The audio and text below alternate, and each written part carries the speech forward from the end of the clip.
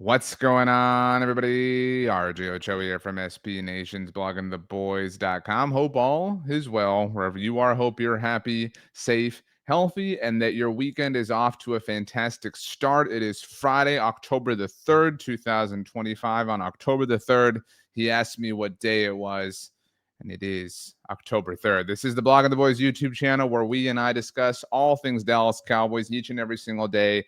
Videos, live shows, interviews, all sorts of fun and awesome stuff, analysis, breakdowns, the occasional rant or two involving our favorite team. So if you haven't yet, please like the video, subscribe, tell a friend. If you like hanging out with me on social media, I am on X, Instagram, and Threads at RJ Ochoa, TikTok, RJ.Ochoa. Go like my Facebook page. The link to do all of these things, the links to do all of these things down in the description below, where you can also leave a comment. I'll do my very best to get to those. Also, on Fridays, we offer our final thoughts ahead of the game that the Dallas Cowboys are getting set to play. This is kind of an interesting week. The season is still very young, obviously. It's only week 5, but the Cowboys have been favorites. The Cowboys have been underdogs. The Cowboys have been massive underdogs, right? Like, I think going into week 1, I did not think the Cowboys would win, but I thought they would cover. That wound up being the most accurate I've been about a Cowboys game so far this season. In week 2, when the Cowboys returned home to host the Giants, I thought they would win handily. They did win, but it was certainly chaotic to say the least. I think we all thought that they would go to Chicago and get a win. We all thought that team was a little bit down on their luck, a little bit moribund, a little bit suspicious, and the Cowboys got punched in the face over and over again. And then we thought that the Cowboys would just kind of fold against the Green Bay Packers this past Sunday night in Micah Parsons, and they put up a massive fight and were arguably the team who deserved to win more in a contest that ultimately ended in a draw. This is a different kind of taste to me. This is a different kind of approach. I think the Cowboys should win. I think the Cowboys are the better team. I think the Cowboys have, if we divide the game into, 4 different things, the 2 offenses and the 2 defenses, I think the Cowboys have far and away the best thing in terms of their offense, but they also have the worst thing in terms of their defense. And so that's kind of what holds back their would-be success on the offensive side of the ball. And so I think the Cowboys are going to win. My official prediction is I believe the Cowboys are going to win. I do think it will be closer than it should be. I think it will be close enough to the point that it's embarrassing. But I think the Cowboys still ultimately salted away, maybe ultimately win this game something like, 27-20, maybe it's 33-27. I think it's maybe a 1-possession game. I don't think it's anything larger than 10 points because the Cowboys defense is going to allow the Jets obviously to hang around. I think that's a general expectation that we all seem to have. And my, kind of final thoughts that I have about this game are that this has to be the start of doing something that you're supposed to do, right? That did not happen against the Giants, and that did not happen against the Bears. That did not happen in a positive way against the Packers. This has to be the beginning, right? I think that the loss to Philadelphia wasn't necessarily doing what you thought, or what I thought you should do, or what anyone thought they should do.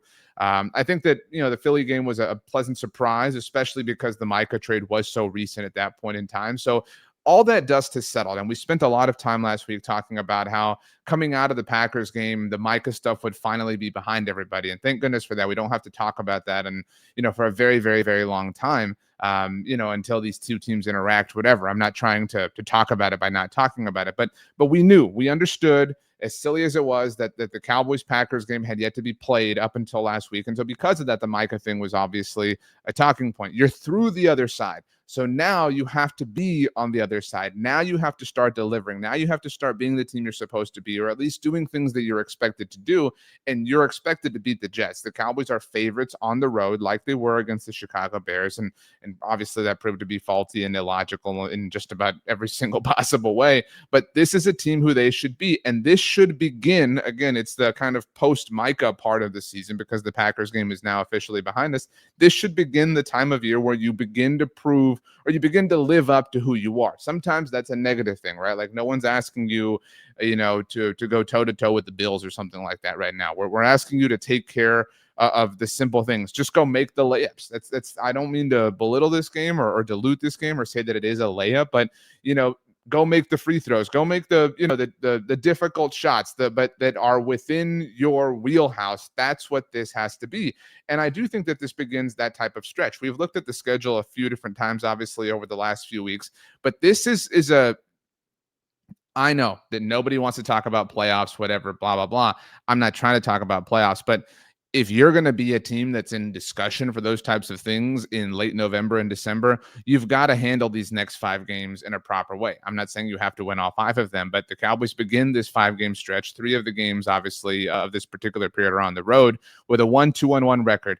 They should, right? If we're talking about the things the Cowboys should do, they should go beat the Jets. They should go beat the Panthers. The Commanders obviously trying to figure things out, getting Jane Daniels back. That's a much more difficult ask. We'll obviously have that conversation in a couple weeks' time. Going to Denver, that's been a team that's had their number in weird ways over the last 20 years at this point in time. So fine, if you drop that, again, no one's saying you have to win each and every single game, or no one's expecting that to happen is maybe the better way to put that. But then you come home, you host this Arizona Cardinals team that's starting to kind of really fall apart, that's really inviting a lot of questions themselves. This 5 game stretch should involve, at minimum, 3 wins for the Dallas Cowboys. And that's because you get 2 of them theoretically in a vacuum to start if you do take care of the things that you're supposed to take care of. If the Cowboys get through these next 2 games with winning them both, obviously that puts them north of 500, 3-2-1. Say you split, let's be optimistic. You split those Washington and Denver games. Now all of a sudden you're 4-3-1. And if you pick up that Cardinals win, you're 5-3-1. I mean, that is a pretty solid place to be if you can make it to that point. Even if you lose that Cardinals game, you're 4-4-1, and that's not ideal, but it puts you in a position to be competitive. It puts you in a position where all of your goals are still in front of you on the other side of the bye. And that's what this is about. This game, this Jets game, begins the get to the bye, right? Like we can see it, right? I haven't said this out loud to anyone because I don't want to be accountable for it. It's really what it is. But my wife and I are going to run a half marathon. I think it's in March or April of next year. And so I've begun running more than I have in the past and doing long distance runs. And some days I'm super into it. Some days it's a lot of fun. Some days you're just kind of in the mood. But some days, like, I'm going to go for a run after this. I really don't feel like doing it right now. That's just, maybe this is my therapy. But ultimately, my point is within moments like that, within my runs, the way I run, I know people are different, but I reach a place where I'm like, okay, I just have 2 miles left. I just have a mile left, right? Like you have that kind of, visible, or not visible necessarily, but that checkpoint is within reach, and the bye is now kind of within reach for the Cowboys, right? It's still more weeks away than they've played at this point in time, so I'm not trying to say it's ridiculously within reach, but you get my point. We can see it. We can start to now put the puzzle together, and more importantly, we can put the puzzle together because we have these 4 games. We know who this team is. We know who this team has been. That allows us to generate some legitimate expectations or some legitimate predictions for what's going to happen in the 5 weeks to follow.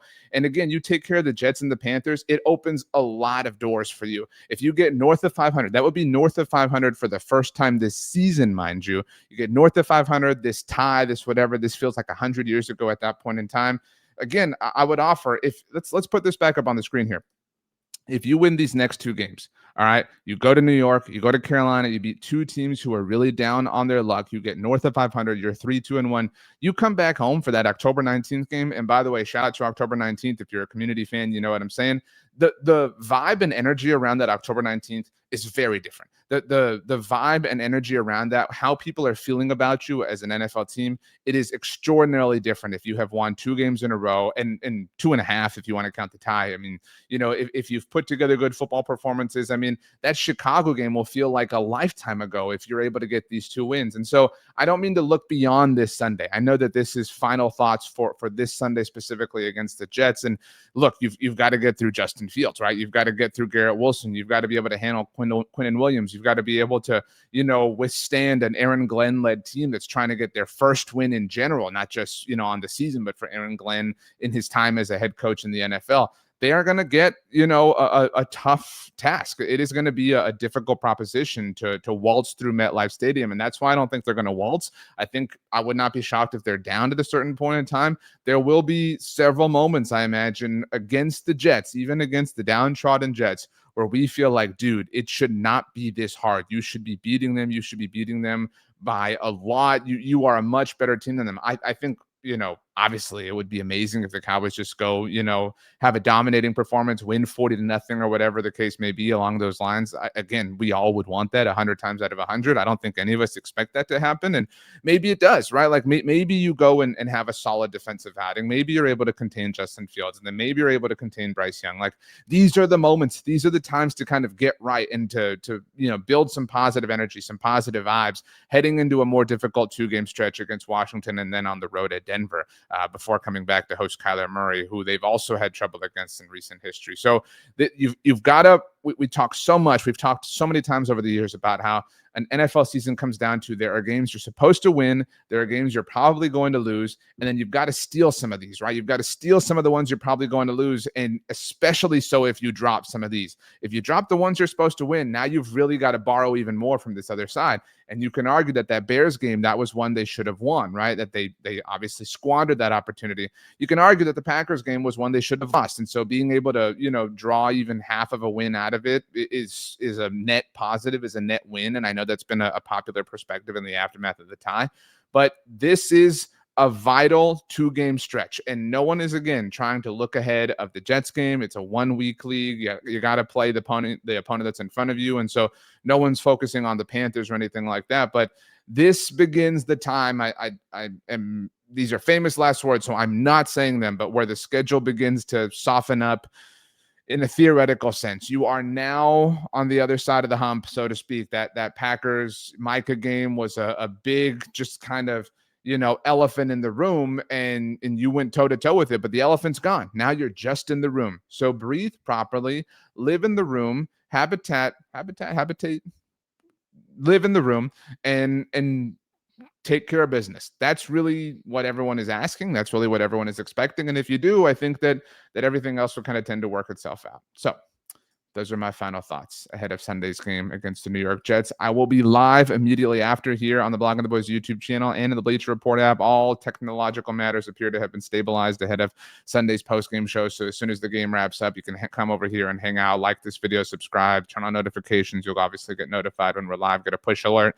If you don't get to watch it live, it's obviously the middle of the day Sunday. You can obviously catch it at your own convenience on the rewatch. If you want to hang out with me on social media, the links to all my social profiles are down in the description below. I hope you have a wonderful weekend. I hope my Florida Gators shock us all and beat that stupid school from Austin on Saturday afternoon, but I am not holding my breath in that manner. But I am trying to manifest it. That's why I said it out loud. So my name is RJ Ochoa, and I am so grateful that you took some time to hang out with me today.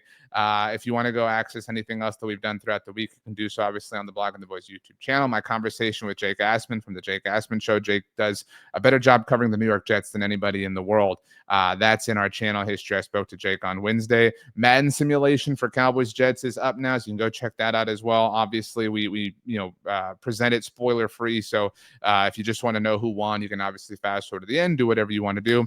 But other than that, have a great weekend. Watch some shows, some movies, some other sports. Enjoy playoff baseball. Eat some amazing food.